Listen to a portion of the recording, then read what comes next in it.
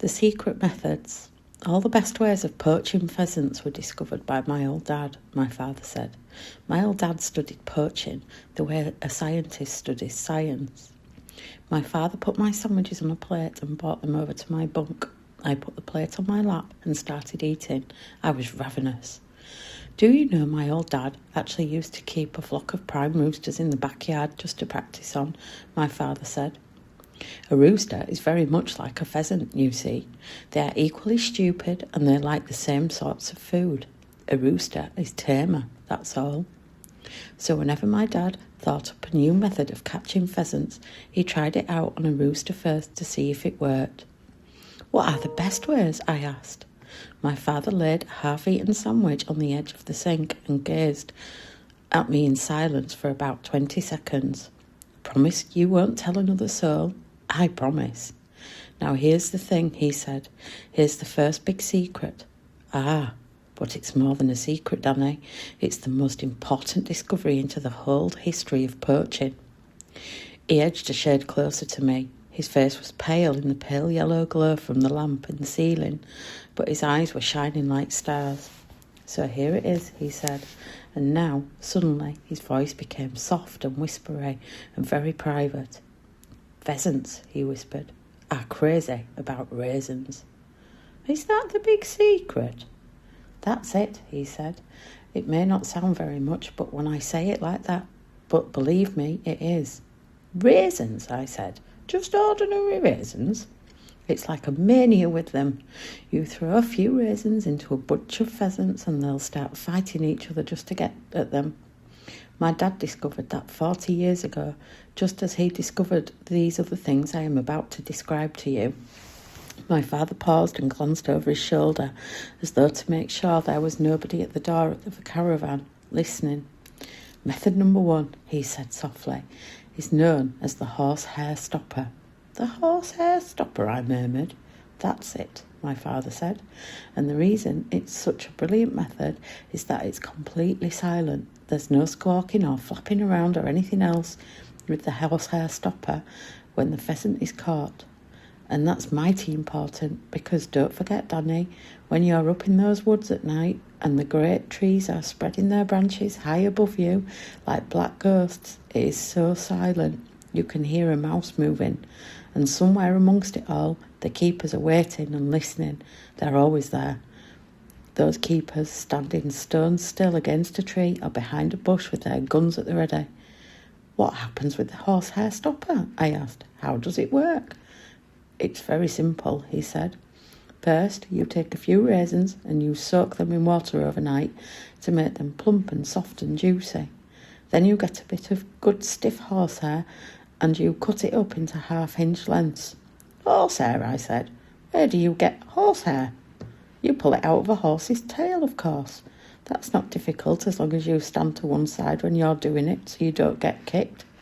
Go on, I said. So you cut the horsehair up into half-inch lengths, then you push one of these lengths through the middle of a raisin, so there's just a tiny bit of horsehair sticking out on each side. That's all you do. And you are now ready to catch a pheasant. If you want to catch more than one, you prepare more raisins. Then, when evening comes, you creep up into the woods, making sure you get there before the pheasants have gone up into the trees to roost. Then you scatter the raisins, and soon along comes a pheasant and gobbles it up. What happens then? I asked. Here's what my dad discovered, he said. First of all, the horsehair makes the raisin stick in the pheasant's throat. It doesn't hurt him. It simply stays there and tickles. It's like having a crumb stuck in your own throat. But after that, believe it or not, the pheasant never moves his feet again. He becomes absolutely rooted to the spot. And there he stands, pumping his silly neck up and down just like a piston. And all you've got to do is nip out quickly from the place where you're hiding and pick him up. Is that really true, Dad? I swear it, my father said. Once a pheasant's had the horsehair stopper, you can turn a hose pipe on him and he won't move. It's just one of those unexplainable little things, but it takes a genius to discover it. My father paused, and there was a gleam of pride in his eyes as he dwelt on the moment upon the memory of his own dad, the great poaching inventor. So what's method number 1, he said.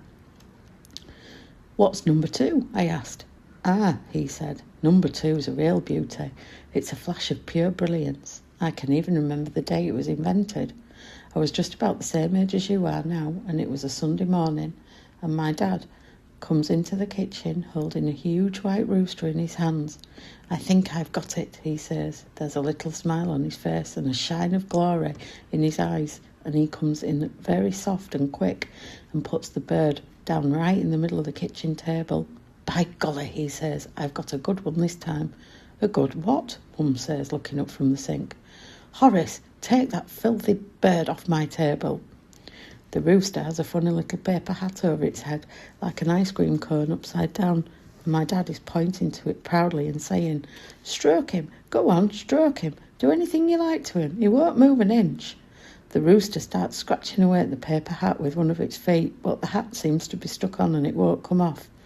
'No bird in the world is going to run away once you cover its eyes,' my dad said, and he starts poking the rooster with his finger and pushing it around on the table. The rooster doesn't take the slightest bit of notice. 'You can have this one,' he says to Mum. 'You can have it and wring its neck and dish it up for dinner as a celebration of what I have just invented.' And then straight away he takes me by the arm and marches me quickly out of the door, and off we go, over the fields and up into the big forest the other side of Little Hampton, which used to belong to the Duke of Buckingham. And in less than 2 hours we get 5 lovely fat pheasants with no more trouble than it takes to go out and buy them in a shop." My father paused for breath. His eyes were shining bright as they gazed back into the wonderful world of his youth. "But, Dad," I said, "how do you get the paper hats over the pheasants' heads?" "You'd never guess it, Danny. Tell me." "Listen carefully," he said, glancing over his shoulder as though he expected to see a keeper or even the Duke of Buckingham himself at the caravan door. "Here's how you do it. First of all, you dig a little hole in the ground, then you twist a piece of paper into the shape of a cone and you fit it into the hole, hollow end up like a cup. Then you smear the inside of the cup with glue and drop in a few raisins. At the same time, you lay a trail of raisins along the ground, leading up to it. Now the old pheasant comes pecking along the trail. When he gets to the hole, he pops his head inside to gobble up the raisins, and the next thing he knows, he's got a paper hat stuck over his eyes, and he can't see a thing. Isn't that a fantastic idea, Danny?" My dad called it the sticky hat. "Is that the one you used this evening?" I asked. My father nodded. "How many did you get, Dad?" "Well," he said, looking a bit sheepish, "actually I didn't get any. I arrived too late. By the time I got there, they were already going up to roost. That shows you how out of practice I am." "Was it fun all the same?" "Marvellous," he said. "Absolutely marvellous. Just like the old days." He undressed and put on his pyjamas, then turned out the lamp in the ceiling and climbed up into his bunk. "Dad," I whispered, "what is it? Have you been doing this often after I've gone to sleep without me knowing it?" "No," he said. "Tonight was the first time for 9 years. When your mother died and I had to look after you by myself, I made a vow to give up poaching until you were old enough to be left alone at night. But this evening I broke my vow. I had such a tremendous longing to go up into the woods again, I just couldn't stop myself. I'm very sorry I did it." "If you ever want to go again, I won't mind," I said. "Do you mean that?" he said, his voice rising in excitement. "Do you really mean it?" "Yes," I said, "so long as you tell me beforehand. You will promise to tell me before if you're going, won't you? You're quite sure you won't mind?" "Quite sure." "Good boy," he said. "And we'll have roast pheasant for supper whenever you want it. It's miles better than chicken. And one day, Dad, will you take me with you?" "Ah," he said, "I reckon you're just a bit young for dodging around up there in the dark. I wouldn't want you to get peppered with buckshot in the backside at your age." "Your dad took you at my age," I said. There was a short silence. "We'll see how it goes," my father said.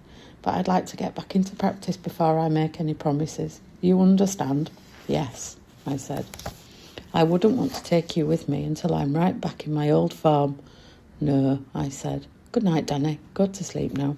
"Good night, Dad."